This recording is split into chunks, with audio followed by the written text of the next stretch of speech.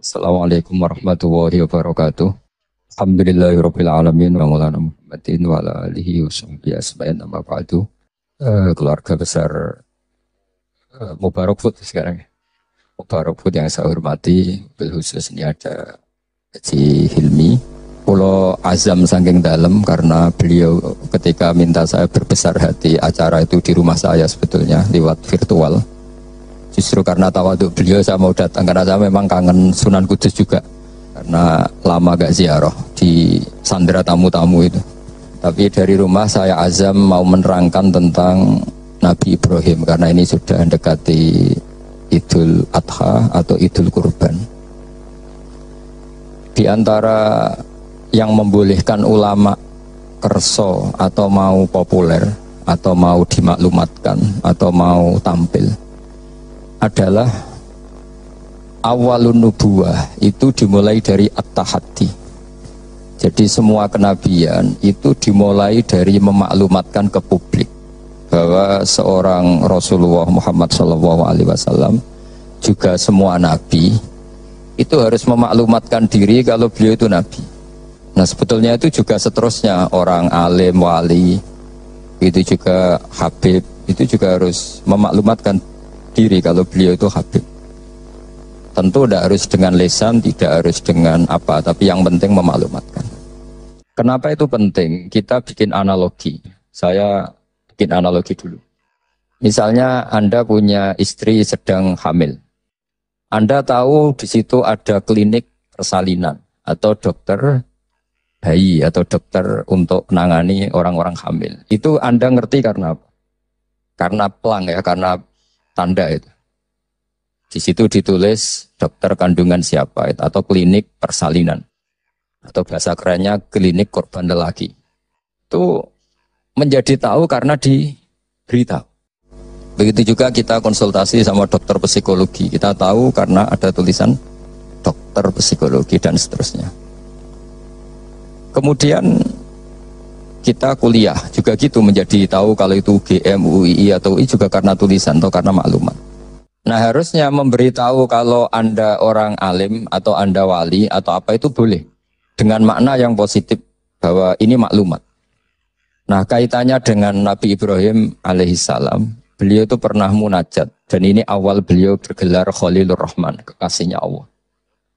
Beliau itu pernah munajat sama Allah sambil gumam geremeng lah kira-kira. Tapi geremengnya Nabi ya jadi wiridan itu. Kalau geremengnya sampean jadi laknat itu. Ini geremengnya Nabi, tapi bergumam. Ya Allah, dunia ini tidak fair. Engkau zat yang begitu penting, paling berpengaruh, yang menciptakan langit bumi, kemudian engkau tidak diketahui. Bayangkan misalnya kalau seorang presiden jalan di kampung terus diundang ngelik, kan tersinggungnya Masya Allah. Seorang raja Arab Saudi kenalan sama orang, terus orang itu tanya, jadi kan dalamnya pundi, itu kan tersinggung. Aku sing di Arab Saudi, buat takoi. Begitu juga seterusnya. Ada Gus besar misalnya di pondoknya, terus orang tanya, jadi kan dalamnya pundi, aku sing di pondok. Sama Haji Hilmi misalnya ditanya, saya mau ke Kudus cari jenang Mubarak. Nah jenengan sinten? Bukan nanya uang, sing duwe tidak ada tangga jenang sinten. Sehingga Nabi Ibrahim itu tersinggung setersinggung-singgungnya karena beliau seorang Khalil. Ya Allah, dunia ini tidak fair. Engkau zat yang begitu penting kemudian orang nggak tahu tentang kau. Makanya ya maklum kan zaman itu kan orang masih kafir menyembah batu, menyembah berhala. Orang nggak menyebut Allah, nggak menyebut Tuhan. Akhirnya beliau ngendikan innahu ya rabbi la yahzununi an la ara ahad dan fil ghairi fil ardi ya'buduka ghairi. Memang itu saya hafalkan ya. Innahu la yahzununi. Jadi innahu pakai inna masih pakai lam taukid. Innahu la yahzununi, sungguh sangat menyusahkan saya. Ada yang baca la yuhzinani sama ya karena dalam qiraah sab'ah ada fala yahzunka qauluhum, ada qiraah fala yuhzinka qauluhum.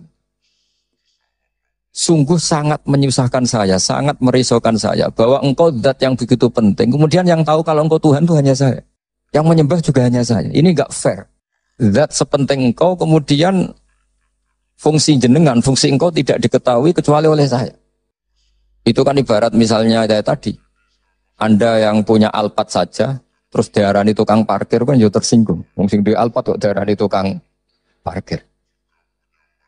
Nah, karena Nabi Ibrahim itu seorang nabi, ketersinggungannya bukan urusan pribadi, tapi urusan Allah Subhanahu wa taala. Makanya dalam sebuah riwayat, Saya ulang lagi dalam sebuah riwayat. Ketika Allah tang hadits qudsi. Kuntu kanzan makhfiyan fa'aradtu an u'rafa fa khalaqtul khalqa liya'rifuni. Kata Allah, saya sebelum menciptakan makhluk pun sudah Tuhan. Andaikan Allah tidak menciptakan langit bumi juga sudah Tuhan. Andaikan Allah tidak menciptakan surga dan neraka juga sudah Tuhan. Karena ketuhanan Allah itu hakikat. Bukan karena apa-apa. Memang dia Tuhan. Tapi kata Allah, tapi saya ingin dikenal. Kemudian maka saya ciptakan makhluk supaya mengenal saya. Maka masyhur kalau dalam semua ilmu tafsir, dari semua ilmu tasawuf, wa ma khalaqtul jinna wal insa illa liya'budun, saya tidak menciptakan jin dan manusia kecuali mereka beribadah kepada saya. Itu hampir semua mufassir menerangkan illa liya'budun illa liya'rifuni, supaya mereka ngerti saya. Karena awal menyembah itu dari tahu. Kamu tidak bisa menyembah sesuatu yang kamu sendiri tidak tahu. Makanya guru-guru kita zaman kita ngaji di mana saja itu awal wajibin alal insani ma'rifatullah, karena untuk bisa nyembah Allah dimulai dari tahu. Maka illa liya'budun illa liya'rifun, supaya mereka kenal saya. Sehingga karena makna ibadah di situ adalah mengenal Allah, mbok wong ibadah ngetuk rino wengi masih afdal orang alim. Karena orang alim wata. Nah, ini terus rentetannya apa dengan kegiatan kita malam ini dan semua kegiatan. Bahwa manusia dengan segala kelebihannya itu tujuannya hanya satu. Mengertikan dirinya dan orang lain bahwa Allah itu Tuhan. Dan itu tugas siapa? Tugas para nabi. Sehingga pertama kali nabi jadi nabi itu setelah ketemu malaikat Jibril di Gua Hira. Pertama yang dilakukan apa? Beliau naik ke Gunung Sofa, kemudian memaklumatkan ke keluarganya bahwa saya adalah sekarang seorang nabi. Karena tidak boleh. Orang harus dikenalkan kalau Allah itu Tuhan. Kalau ada seorang presiden jadi presiden dilantik, beliau harus dimaklumatkan kalau dia presiden. Kalau ada menteri juga harus dimaklumatkan kalau dia menteri, supaya perlakuan orang lain jelas. Bahwa ini saya memperlakukan presiden, saya memperlakukan seorang menteri. Sehingga ini penting saya utarakan, urutan pertama terpenting di dunia adalah memaklumatkan kalau Allah itu sebagai Tuhan. Dan semua Rasul sebagai utusannya. Nah sekarang problem kita adalah karena kita orang Jawa, ngaku sugih itu rapi, ngaku alim juga rapi. Oke, kita sepakat etika itu dalam banyak hal juga baik. Tapi itu tidak bisa dipegang banget. Karena kalau orang misalnya nyuwun sewu, kaya terus ibu-ibu miskin, nanti untuk BLT. Ya lucu tuh, misalnya Haji Hilmi terus untuk apa? BLT. Ini kan terus lucu. Jadi apa-apa kalau berlebihan itu efeknya naik. Misalnya saya ngaku bodoh, itu oke lah, itu tawaduk bagus.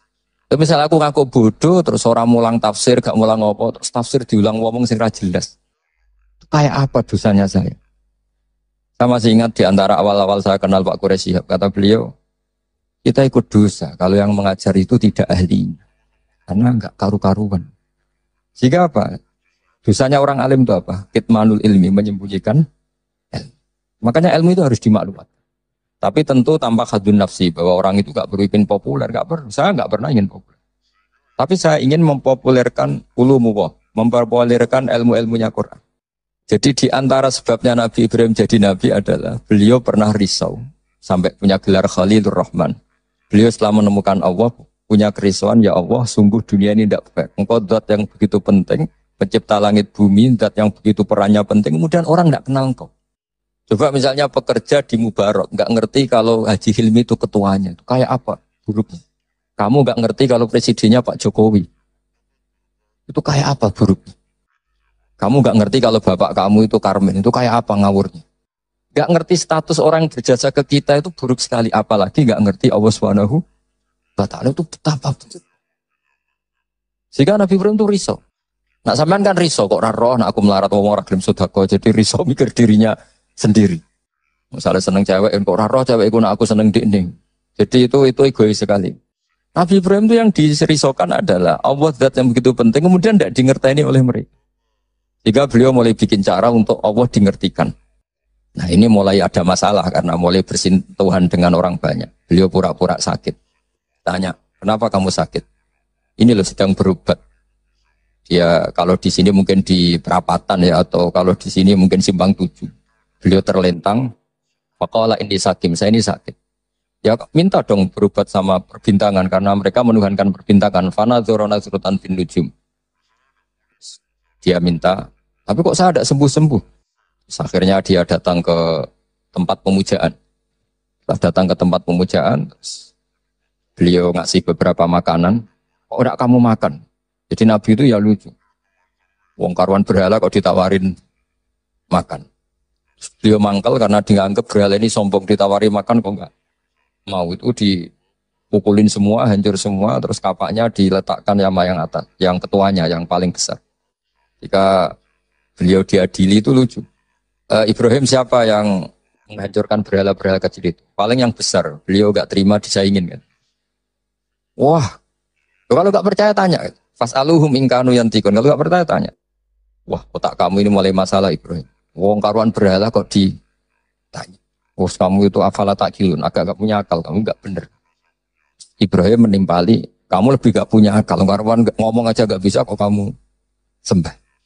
Di sini mulai beliau bikin tamhid, kalau dalam ilmu mantek. Tamhid itu bikin dasaran logika.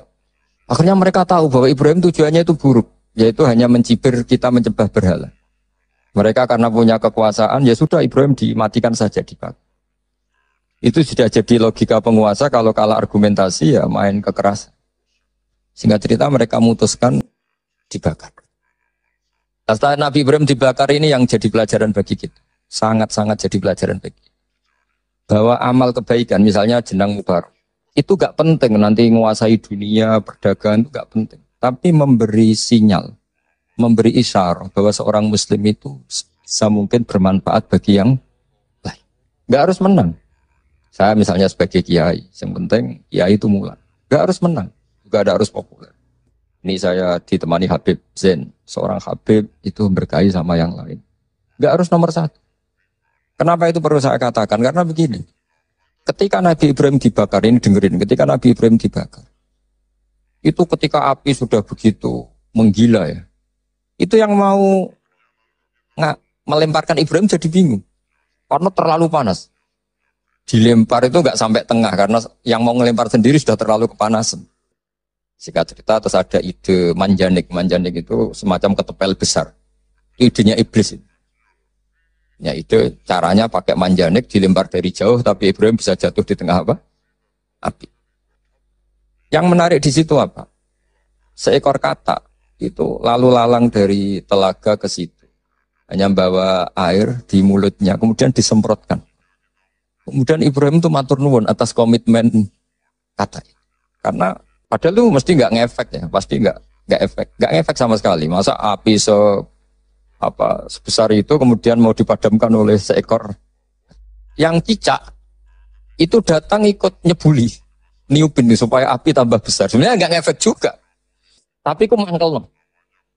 Makanya dalam sejarah beberapa riwayat, Sayyidah Aisyah itu pernah nembaki cecak, ya tentu pakai alat zaman itu. Karena untuk mengimplementasikan bahwa cecak itu hewan yang nggak benar ya. Karena ikut dengan tanda kutip nyumbang membesarnya api. Padahal ya nggak efek juga. Itu kan sama jenengan di jalan, ono wong idoni dari jarak 10 meter. Sampean mangkel nggak? Mangkel kan meskipun nggak kena. Raimu malah kan mangkel, padahal nggak kena. Sama, kowe ra duwe dhuwit ana wong senyum tuh seneng, padahal ora nyafaati, butuh dhuwit kok dikai senyum. Jadi semenjak itu ada satu fikih bahwa berkontribusi itu tidak harus menyelesaikan masalah. Tapi setidaknya tidak ada implementasi bahwa itu ekspresi kebencian atau kecintaan. Yang kata tadi ekspresi kecintaan sehingga beliau lalu lalang ingin ikut memadamkan api. Yang cicak tadi kurang ajar karena ikut. Sama, mungkin kita bikin Mubarak Food. Mungkin ya, saya tidak tahu. Mungkin kita tidak akan mengalahkan kekayaan Cina. Tapi setidaknya umat Islam berlatih kira usaha. Sehingga lahirlah Mubarak Food yang banyak dengan bentuk yang berbeda. Sehingga umat Islam berlatih menjadi aktor, bukan objek. Begitu juga saya ngiyai ngajar tafsir. Orang supaya tahu bahwa pondok-pondok Indonesia bisa menghasilkan orang alim. Itu juga jenengan bahwa bisa nikmati gaji pertama, bahwa orang bisa senang itu tidak harus pakai korupsi, pakai mencuri, tapi senang sejati adalah makan gajinya apa? Sendiri. Apapun kita tidak mewakili dunia, implementasi itu sesuatu yang sangat dihormati oleh Allah. Kayak Allah menghormati amalud difta.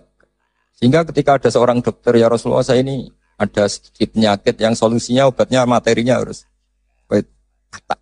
Apa saya boleh membunuh kata? Fanaha angkot ya Nabi melarang membunuh kata. Karena pernah berkontribusi, setidaknya ingin berkontribusi terhadap pemadaman api yang membakar Nabi siapa?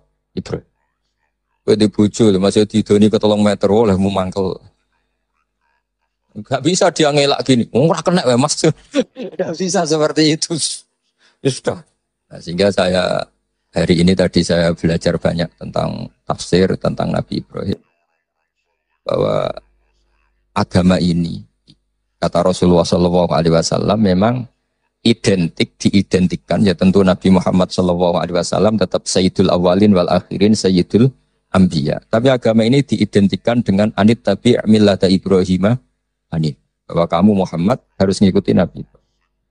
Sehingga ketika kita bersolawat sendiri harus kalimatnya Allahumma sholli ala sayyidina Muhammad wa ala ali sayyidina Muhammad kama shollaita ala sayyidina Ibrahim. Jadi Nabi Ibrahim tetap dianggap master. Bahwa ya Allah engkau bersolawat ke Nabi Muhammad sebagaimana engkau bersolawat ke Nabi Ibrahim. Karena Nabi Ibrahim ini yang bapak tauhid, millata abikum Ibrahim. Ibrahim itu cara bertauhid bukan sekedar adu argumentasi, tapi beliau berpikir jangka panjang. Misalnya sekarang kita bicara kalau miladnya sudah berapa? 110 tahun. Jadi sebelum kemerdekaan. Nabi Ibrahim ketika mau meninggal, cara berpikir sederhana begini, ya Allah, saya menyembah engkau, saya seorang nabi, saya mentasbihkan engkau, saya mentahmidkan engkau, saya mentakbirkan engkau. Tapi saya ini tetap mati. Padahal saya ingin yang mentasbihkan engkau ini abadi. Yang mensolati, yang mengibadah solat abadi, tasbih abadi. Ini gimana ya Allah? Solusinya apa? Ya Allah, saya ini harus punya turunan yang menjaga tradisi ini. Yang menjaga keluhuran ini. Sehingga beliau nangis itu ingin punya anak soleh itu bukan karena beliau nanti kalau nggak anak soleh itu gimana, enggak. Gamane nangisi nasibnya agama ini gimana kalau saya nggak punya anak, nggak punya cucu yang soleh. Barokahnya itu pula nggak ada nabi setelah Ibrahim kecuali ada darahnya Nabi. Ya nggak ada nabi setelah Ibrahim kecuali pasti ada darahnya Nabi Ibrahim. Baik dari ibu Sarah maupun dari ibu siapa? Hajar. Ada yang baca Hajar, ada yang baca Ajar. Ya. Karena di beberapa teks memang ada yang ditulis dengan H. Di Bukhari ada yang ditulis pakai apa? Hamzah. Hajar atau apa? Ajar. Ini penting saya utarakan, penting sekali bahwa kalau Anda orang kaya yang memanfaati orang banyak, kamu ingin kaya lagi, anak kamu ingin kaya lagi, jangan lihat dan anak putu kurang melarat. Tapi tradisi memanfaati orang lain biar jalan. Sama, saya juga ingin nanti anak saya alim. Tapi bukan berarti ingin anak saya terus dicucup orang, disalami template, enggak. Ingin menjaga bahwa harus ada orang alim. Nah, kenapa harus anak kandung? Padahal murid bisa. Karena manusia itu didik orang lain itu ya repot. Omah sekolah ra ketompo terus mondok. Kan ribet ngadepi wong liya. Dibang nang omah nakal dititipno pondok. Ribet. Meskipun kita terima itu sebagai santri, tapi kan komitmennya beda, cara berpikir beda. Makanya didik. Ini bukan berarti ya tetap beda. Sehingga Nabi Zakaria ketika ditanya, kenapa engkau begitu fanatik minta anak kandung, waladas sulbi itu anak kandung. Kata beliau, wa inni khiftul mawaliya mewaroi. Kalau orang lain mewarisi saya, itu pasti cara berpikir tidak persis-persis amat. Meskipun solehnya mungkin mirip ya, tapi tetap beda. Saya punya pengalaman. Tidak sampean jangan terus kecil hati, saya ada anak kiai. Kesolehan itu tidak harus jadi kiai. Saya punya pengalaman entah buruk, entah baik, terserah cara Anda menafsirkan. Kiai itu kalau betul-betul kiai itu melihat orang sholat tuh senengnya Masya Allah. Melihat preman sholat tuh seneng. Melihat orang tobat seneng. Padahal ya orang untung-untungnya di mana? Gak ada untungnya. Tapi karena dia dididik bahwa sholat ini jagai bumi. Apalagi kalau kiai ini sudah jadi wali. Bahwa Allah tidak menghancurkan bumi ini pertimbangannya karena masih ada yang sholat. Nah, sementara kalau kamu itu otaknya pedagang. Rawang sholat itu banyak kebutuhan sarung. Nah, ono gawe sarung. Berarti tekem Cina kayak tadi. Banyak orang haji terus Cina merodok apa? Pakaian apa? Ikhram. Banyak orang wiridan terus Cina merodok siapa? tasbih. Tapi kalau wali itu tidak begitu cara berpikir. Jadi melihat orang sholat itu, ya Allah itu luar biasa. Terus kepikiran, nyari kalimat apa yang kira-kira dengan sujud itu benar-benar plus tauhid. Akhirnya dicari-cari lah kira-kira kalimatnya subhana rabbiyal a'la bihamdi maha suci engkau yang maha luhur. Karena sekali sujud itu dia tidak benar komitmennya bisa sujud kepada makhluk. Dan itu bahaya wis sujud wis batu eneng bumi jebule kli. Itu beda perasaannya wali sama itu beda. Kalau kamu pedagang kaya terus wali itu mesti gini. Saya ingin jadi orang kaya pedagang. Ben wong Islam iku mburoh wong sing salat. Kayak apa hinanya kita misalnya sampean apal Quran, iso ngaji maca Fathul Mu'in, terus dimajikan sing ora cewek, tersiksa enggak? Apa tersiksanya? Dua atasan man lam yusolli wa lam yasum. Tapi nak kowe sugih mau niat paling kan ana santri melarat tuh buruh ning aku salat, aku zakat, aku foto. Jadi solihun tahta yadi solihin wong soleh, buruh ning wong. Itu beda. Sama-sama kepengen dadi wong sugih tapi rasanya dan itu yang dinilai Allah. Saya kenapa ngaji di mana-mana bawa kitab? Setidaknya orang tuh lebih terhormat ngaji Mbak Nawawi, kitabnya jelas. Sanad saya jelas, saya ngaji Mbah Mun, ngaji bapak saya, ngaji keluarga Kudus, keluarga Kajen. Istifadah, saya jangan ngaji betul memang sama Mbah Mun. Ya kalau istifadah ya dari berbagai kiai. Orang itu terhormat. Jajal misalnya aku ngaji sampean ngaji ning Kudus, nggo primbon. Itu Haji Hilmi kan tersinggung sebab piye disowan terus cerita komik. Wong kan gak mutu kan. Yo sini-sini wong Kudus kan wah, banyak wong Kudus kan. Tapi kalau kita pakai sanad yang baik, pakai kitab yang baik kan yo ngregani sing diaturi. Sehingga kenapa Nabi itu mesti min ansabi qaumi? Enggak ada Nabi kecuali dari nasab terbaik. Enggak ada Nabi kalah ganteng. Semua Nabi pasti yang terganteng di kaumnya. Ya terbaik nasabnya di kaumnya. Karena Allah itu kepengen ngregani masyarakat. Misalnya kayak di Nabi terus keriting, pesek, yo ribet. Senajan to soleh. Maka enggak ada Nabi illa min ansabi qaumi kecuali dari nasab terbaik. Jadi kadang-kadang orang salah paham, wah ini nasab enggak penting, ya penting sekali. Justru dengan nasab ini masyarakat terhormat. Punya Nabi dari kasta terbaik, dari marga terbaik, dari kultur terus wajahnya juga ajmalan nas. Makanya wakana Rasulullah sallallahu alaihi wasallam ahsanan nasi khalqau wa khuluq. Nabi itu pasti yang paling ganteng. Enggak boleh Nabi pesek itu aja enggak boleh. Apalagi yang lain apa enggak boleh. Tapi tidak usah disebut ya dikit. Pokoknya enggak boleh Nabi. Kalau cucunya begitu. Tapi yang ganteng aja. Jadi Nabi itu begitu. Saya dulu ya mikir kenapa sih Nabi harus paling ganteng, paling bernasab. Tak angen-angen ini saking baiknya Allah karena Allah ingin selain Nabi ini orang pilihan supaya umat ini terhormat kan. Oh senang kan di Nabi ganteng. Yo gagah. Terus punya kultur yang baik. Kultur yang baik misalnya ditandai minimal yang kita kenal. Tidak waladuz zina. Ya tidak waladuz zina. Sehingga Mbah Mun sering cerita ke saya. Kitab Madaih, ini kata Mbah Mun. Kitab Madaih macam-macam. Ono sing khas ilmiah, yaitu arep berjanji. Ono sing khas isyek, bronto ning pangeran, yaitu Dibak dan Simtud Duror. Dan beliau begitu ta'aluk sama kitab berjanji, kitab Simtud Duror, ya kitab Dibak. Saya kemarin baca Dibak, puasa juga baca. Saman perhatikan, ketika ulama dulu memuji Nabi. Di antara pujian yang disebut apa? Tarokus sifah hafalam yusibhum arul. Kan dimulai apa? Hafidhul ilahu karomatal li Muhammadin abahul amjada saunal lismihi. Allah menjaga harga dirinya Rasulullah SAW dimulai. Sayyid Abdullah enggak pernah zina, Sayyid Abdul Muthalib enggak pernah zina, Sayyid Hashim enggak pernah zina. Karena betapa buruknya kita kalau punya nabi dari nasab yang tidak benar.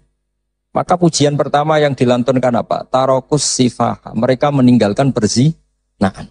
Falam yusibhum aruhu. Maka babanya nabi itu tidak ada ceritanya yang mau berbuat zina. Min adami wa ila abihi. Wa umidu mulai dari Nabi Adam itu. Karena keren punya pemimpin. Bapaknya jelas, mbahnya jelas, buyutnya. Saratun saronu nubuati fi asari rihurohi wal bahiyah. Itu begitu. Akhlaknya juga gitu. Gak ada nabi kok medit. Pusing kan gitu nabi medit. Oh, pusing. Punya nabi goblok, ya pusing kan. Makanya nabi itu harus fatona, harus apa? Cerdas. Misalnya di nabi sekolah atau munggah kan pusing. Terus jadi nabi kue sing ranking. Iya sekolah pintar. Wong jadi kiai saja kalau ketemu temannya pusing. Karena temannya menangin aku sekolah atau munggah itu saja sudah pusing. Makanya jangan pernah jadi kiai ketika kiai kamu masih hidup itu menangi goblokmu itu. Wah itu masalah itu kan. Wong kok konco kiai ketemu konco pengapesan. Kok iso ngorekmu itu. Wong dhisik maca jurumiyah sering diteguk aja masalah kan. Makanya terus akhirnya dukun berkode apa ngiyai masalah jalan pintas dukun. Ini saya cerita sehingga Nabi itu mesti dari gen terbaik. Hafizul ilahu karomatan li Muhammadin aba'ul amjada saunalismi. Allah menjaga harga diri Nabi itu tidak mulai Nabi Muhammad, tapi dimulai dari Nabi Adam. Begitu juga menyangkut ibunya. Terus begitu. Jadi gak ada penjagaan sesempurna kayak Allah menjaga kekasihnya Rasulullah Shallallahu Alaihi Wasallam.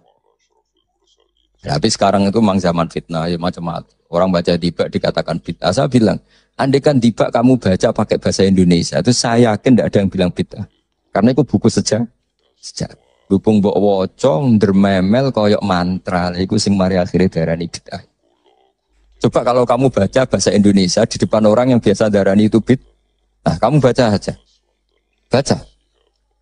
Baca yang apa? Di sini biasanya tiba apa berjanji. Wasim tutur apa saja saya hafal insyaallah. Enggak yang terkenal saja.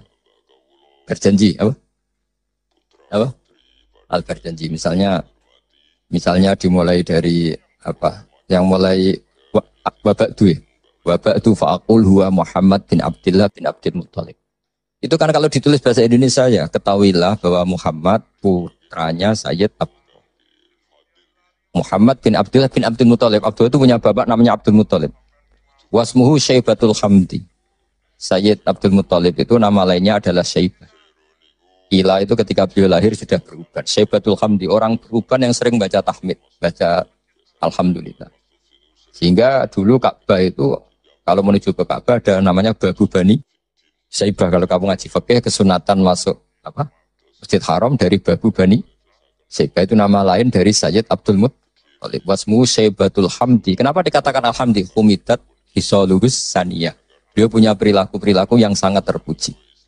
Di antara yang paling masyhur adalah ketika penduduk Mekah kesulitan nyari air, beliau munajat terus sama Allah sampai mimpi dingertikan lagi oleh Allah tempat Zam-Zam. Apa tempat Zam-Zam? Akhirnya beliau ngeduk lagi. Makanya Zam-Zam itu dinisbatkan ke Abdul Muthalib. Padahal Zam-Zam tentu mulai Nabi Ismail. Paham ya? Tapi di bab tertentu disebutkan Abdul Muthalib. Makanya masyhur wa yundabul mausulu billadhi istahar kabi'ri Zam-Zamin yali waman hafar. Jadi Abdul Muthalib itu punya gelar waman hafarobi rozam-zama. Wahai orang yang menggali lagi sumur apa? Zam-Zam. Jadi beliau itu intinya itu lama sekali penduduk Mekah itu sudah kehilangan Zam-Zam. Abdul Muthalib munajat. Akhirnya karena beliau min dzurriyyati Ibrahim dingertikan Zam-Zam. Makanya kata Alfiyah apa? Wa yundabul mausulu billadhi istahar kabi'ri Zam-Zamin yali waman hafar. Sudah kita terjemah saja. Abdul Muthalib nama lainnya adalah Syaibatul Hamdi, orang tua yang selalu muji Allah. Kenapa terpuji? Karena semua perilakunya termuji. Wasmuhu Syaibatul Hamdi humidat hisoluhus saniyah. Ibnu Hashim. Ya terus begitu. Beladikan itu kamu tulis dengan bahasa Indonesia. Kamu kasihkan orang yang biasa membid'ahkan tiba atau berjanji. Wah bagus ini buku sejarah. Tapi setelah kamu baca Arabnya, kenapa jadi bid'ah? Itu yang salah itu dua-duanya menurut saya. Yang dengarin gak paham, yang baca kayak jimat. Karena yang gak paham terus, Allah, apa maksudnya gak jelas mungkin. Ya sama-sama gak jelas itu akhirnya berakibat gak jelas juga kan. Makanya saya mohon niru kayak Habib Yaman. Kalau baca berjanji itu diam semua. Karena paham do nangis, itu yang baca yang nangis. Nangis paham bukan nangisin saat nasibnya enggak. Jangan gak cerita Mbah Mun pernah cerita di sekolah khotib GR gede rumong. Ya, ini cerita Mbah Mun ya cerita kiai lah banyak cerita itu masyhur. Orang ono ada wong desa ku nuwakis dikira khotibe khotbah sukses. Ora kok wah khotbahku sukses ya. Mboten eling jenengan eling wedhus kula sing ilang. Jadi wonge malah dimiripno. Oh mangkelnya khotib ya wah semong dipadano. Jadi nangisnya itu enggak bener. Jadi ini saya cerita. Dan nasab ini terus kata Said berjanji wa adnanu bila raibin inda zalimil ulumin nasabiyah ila dzabihi Ismaila nisbatuhu wa muntama. Nabi Ibrahim itu adalah Abul Arab. Makanya kata berjanji wa adnanu bila raibin inda dzabil ulumin nasabiyah ila dzabihi Ismail. Sayyid Adnan ini tidak ada keraguan lagi menurut para pencatat nasab bahwa beliau adalah turunan Nabi siapa? Ismail. Nah Ismail itu kenapa Imam berjanji harus cerita itu ngotot? Karena beliau tahu problem utama Rasulullah Muhammad jadi nabi dan akhirnya memaklumatkan kalau beliau nabi adalah orang Yahudi tanya, man huwa? Wa mana nasabu? Dia itu siapa? Lalu nasabnya siapa? Karena lama sekali orang Arab itu jahiliyah, jauh dari peradaban agama. Sehingga ketika ada isu lah, kalau menurut orang Yahudi bukan menurut bahasa kita. Ketika ada isu bahwa orang Arab ada yang jadi nabi itu orang Yahudi mencibir. Gak mungkin nabi ilamin Bani Israel. Gak mungkin nabi kecuali turunan apa? Israel. Israel nama lainnya Nabi Yakub ya. Jadi kalau ada istilah Israel itu nama lainnya siapa? Nabi Yakub. Is itu maknanya Isra itu maknanya abad. Il itu Allah. Jadi Israel maknanya hamba Allah. Yaitu Nabi siapa? Yakub. Jadi kuncingan. Gak bisa nabi gak boleh dong kecuali turunan Ibrahim, turunan Israel. Tahu-tahu orang Arab jadi nabi asal-usulnya gimana?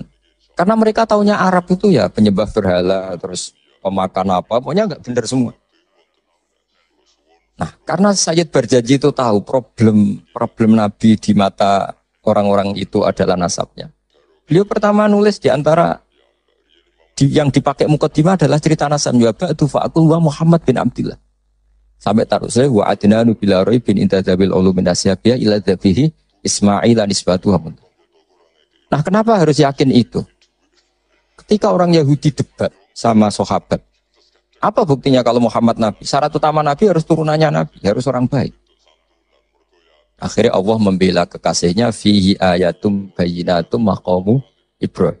Bukti kalau Ibrahim pernah singgah di Mekah adalah di situ ada batu yang ada jejak kaki Nabi Ibrahim. Nah, kalau Nabi Ibrahim pernah lama di Mekah sampai bangun Ka'bah, berarti beliau juga meninggalkan turunan di Mekah. Yaitu ini askantu min dzurriyyati biwadin ghairi dzar'in inda baitikal muharram. Jadi ada bukti Ibrahim hidup di Mekah, yaitu pernah menjejakkan kaki di makam apa? Ibrahim. Makam Ibrahim bukan kuburan, tapi apa? Tempat berpijaknya Nabi siapa? Ibrahim. Terus beliau memaklumatkan bahwa ini askantu min dzurriyyati biwadin ghairi. Jadi ini askantu itu kalimat yang luar biasa.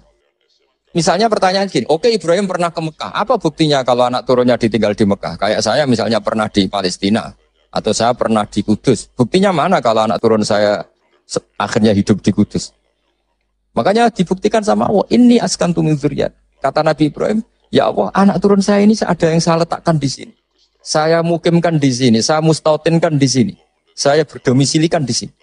Yaitu Nabi Ismail. Artinya gini, ketika Imam berjanji cerita waba'du fa'akul itu luar biasa. Itu yang menjawab keraguan orang, yaitu orang Yahudi atau siapa saja, yang meragukan nasabnya Nabi. Sudah setelah nasabnya ketemu Sapi Ibrahim, sudah sah karena syaratnya Nabi itu dzurriyatam ba'duha. Setelah nasabnya sah, baru khasnya apa? Di antara khasnya adalah tarokus sifah hafalam yusibhum aru min adami wa ila abihi wa ummi. Sehingga yang namanya nikah itu bukan adat Islam saja. Zaman jahiliyah juga ada apa? Nikah.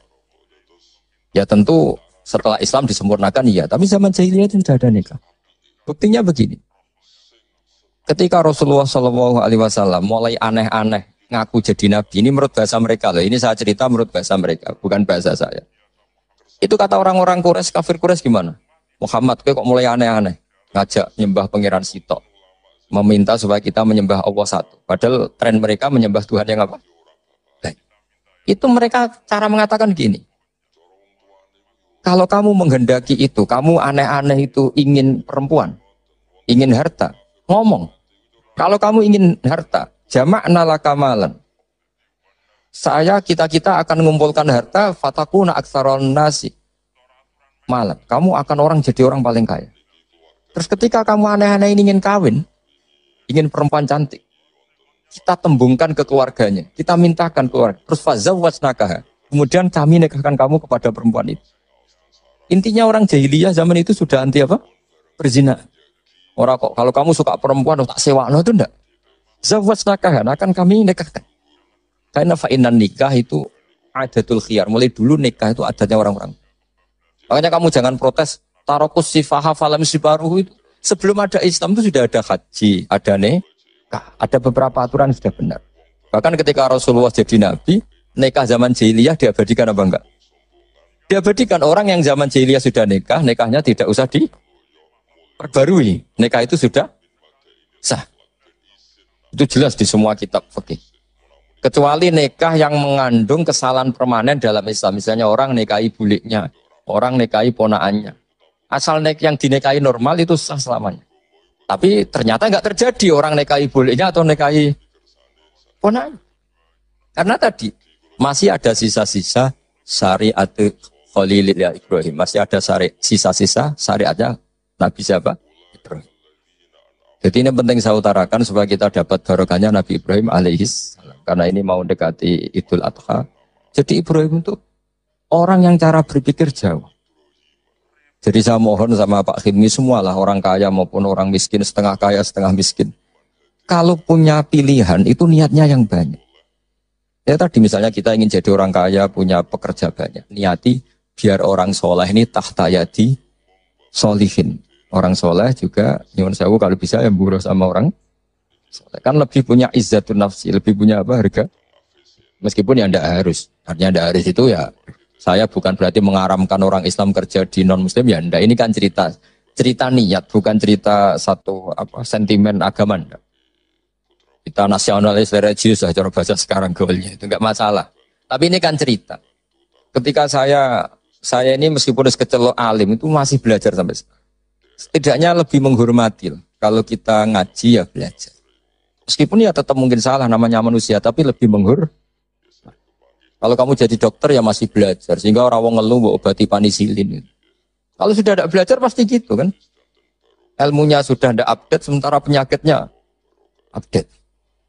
Itu kan kayak banyak orang kuno itu. Ilmu kuno digonyolusiane cah saiki kan bingung.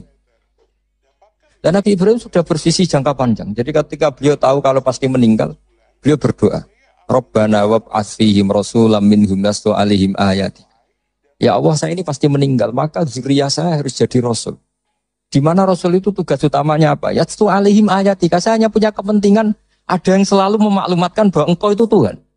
Bahwa cara menyembah engkau orang juga benar karena anut guru. Jadi kekhawatiran beliau itu enggak ada rasul yang yatlu 'alaihim ayatika yang membacakan ayat-ayat. Betapa bahayanya kalau kita ini terus kemudian tidak ada ulama, tidak ada kiai. Mungkin kita sudah menuhankan uang, menuhankan jabatan. Tapi barokahnya banyak ulama, banyak kiai. Kita hanya menuhankan Allah Subhanahu wa taala. Ono corona ya tenang, ono poe tenang. Mati ya mati aja biasa. Coba kita zaman dijajah Belanda, kayak apa susahnya kita? Itu orang-orang kita dulu ya bahagia. Dan banyak istrinya banyak padahal zaman itu. Padahal zaman sekarang aja susah, zaman itu sudah. Coba kita kuno-kuno itu. Istrinya rata-rata satu apa banyak? Padahal zaman dijajah. Artinya nikmatnya Allah itu enggak kurang pasal. Yang bahagia ya banyak. Sekarang zaman modern yang susah juga. Itu kalau kata Mbah Mun, pangeran tetap sitok. Jadi pangeran tetap Allah. Enggak usah kamu teliti dunia, podo yang pangerane podo. Artinya mulai Nabi Adam sampai kiamat ya ono seneng, ono susah. Ono kasil, ono ra kasil. Itu rasa mbok teliti, semua ngono mesti ngono. Jadi kira usah penelitian zaman Nabi Adam, polanya sama, ada yang tertawa, ada yang menangis. Ya ada saat tertawa. Hubungan mbek bojo mbok teliti satunya podo. Kadang yang mesra, kadang yang tukaran. Ya sudah sama. Kancanan yang ngono, kadang seneng, kecewa, itu ngono. Akhirnya kita belajar dari itu ngelmoni. Termasuk akhirnya ada Imam Syafi'i, ada yang ngarang hikam. Cara ngelmoni itu ya lucu lama itu. Malah enak digedingi wong akeh, ra diutangi. Loh, kira-kira yang utang Haji Hilmi itu yang kenal apa yang gedeng? Yang kenal, orang kenal juga gak baik. Makanya kata Imam Syafi'i ditanya, orang sehebat jenengan ternyata yang benci banyak. Imam Syafi'i jawabnya enak. Waman asa'a ilaika faqad atlaqaka. Sebenarnya orang benci kamu itu positif. Minimal gak utang kue. Kue tahu nyilah mobil wong sing mbok gedingi. Tapi nak kue akrab mek Haji Hilmi bahaya iso nyilah Alphate, nyilah macam-macam. Jadi enteng saja ulama. Ada orang cerita Imam Syafi'i orang yang tadi nyucup jenengan, hormat jenengan, ternyata setelah di luar ngerasani jenengan. Itu gaya-gayaan hormat jenengan, setelah di luar ngerasani jenengan. Imam Syafi'i ini alhamdulillah, berarti aku wibawa, ini ngarep rawani. Jadi dianggap enteng saja. Karena apa ya, orang dulu itu ya sudah munajatnya sama Allah, sudah. Hikam yang ngarang hikam, ini cerita bahwa harus diilmoni. Hikam itu malah lebih gampang lagi.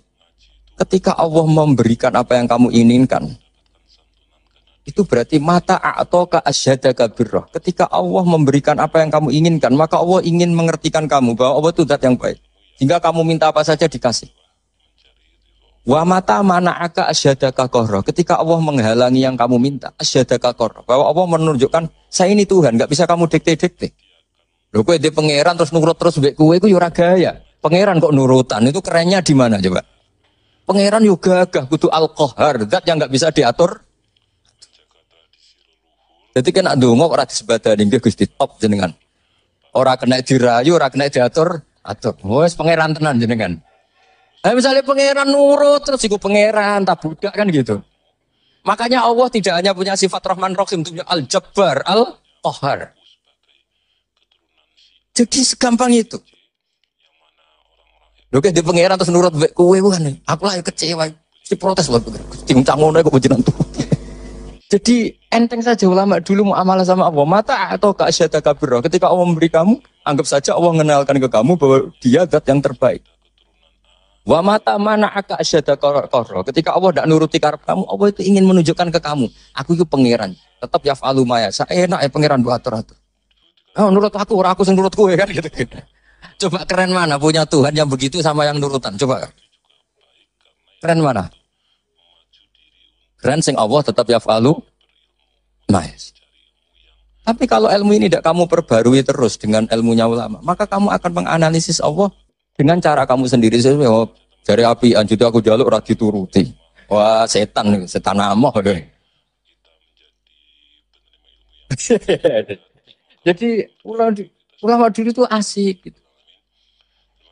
Coba saya itu termasuk kiai muda yang enggak mati bukan karena saya apa. Rasulullah tuh kalau ngajari melihat kehidupan kematian tuh rileks. Ya Allah, kalau saya hidup ini ngajari ke kita ya.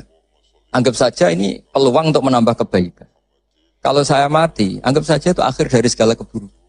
Makanya saya itu tidak mati takut mati. Coba hidup kita ke depan. Meskipun a'udzubillahi min dzalik, potensi zina, potensi korupsi. Yang sudah korupsi, potensi korupsi lagi. Yang sudah kadung zina, potensi zina lagi. Yang bisa ngakhiri itu apa coba? Mati. Jadi kalau melihat gitu mati, kalau kamu mau mati, matur nuwun Gusti. Mpun niki terakhir kula mun mboten saged elek malih. Matur nuwun. Loh, ndak ini cerita.